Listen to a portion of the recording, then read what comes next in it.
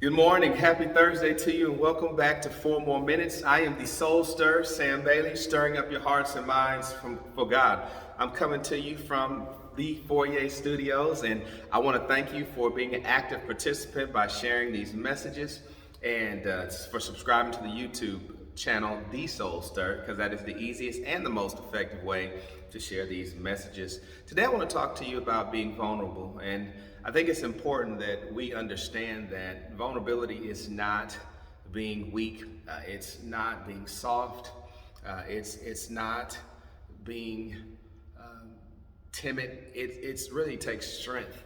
And that vulnerability that's needed in life to have the right type of relationships, the intimate relationships, are necessary.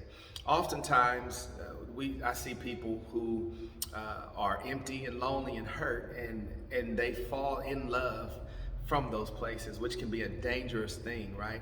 And they fall in love because they need somebody to complete them, and they fall in love with the first person that makes them feel good about themselves, the first person that gives them a compliment, or the first person that offers them some glimpse of hope that removes them from the space or the place that they're in. And oftentimes predators prey on those people that are weak and they're vulnerable. And so what happens is it ends up producing more of the same thing in that relationship.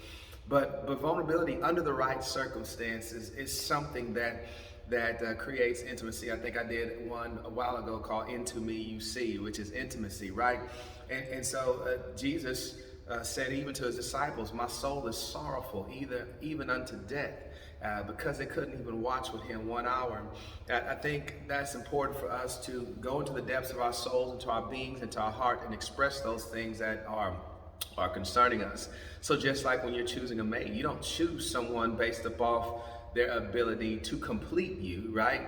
You choose someone and hopefully fall for someone who serves as that complementary piece, that person who already is being vulnerable with you as well, and that person who you can share that journey with, the person who you can be equally yoked with and joined to on the journey and on the process. So it's important that you don't fall from bad places, fall from a good place, fall from a whole place, fall from a complete place. And maybe God is working on you. Maybe God is working on all of us. There are many people who go into relationships and marriages still dealing all those years from the broken places that they started. And just because you marry somebody doesn't mean your brokenness will go away. Don't mean that it's their job to fix it. Don't mean that they will. Maybe in time they might. It might take a process, but our issues in terms of our emotional issues and our emotional trauma and our emotional struggle and our emotional baggage, it becomes our job to unpack it. If you have someone who can be with you along the way on the journey to do it and to help you and just to encourage you, that's great. But it's ultimately our responsibility. Being vulnerable means I'm honest about who I am. It means I'm honest about where I am. I'm honest about how I feel.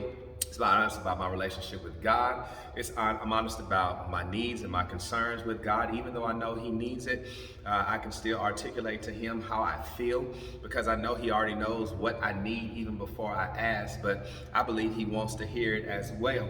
You can't even begin to know where you're going until you identify where you are and understand where you are is just a temporary location. It's not a permanent destination, and it's part of the process to be able to uncover yourself as you continue to grow. And that changes, right? I'm not the same person I used to be, and it's okay for me to even talk about what bothers me and what hurts me, but you've got to be able to do it. We thrive and grow in safe places, but in places where we get cut down and beat down and broken down, we tend to pull inside of ourselves and we don't grow.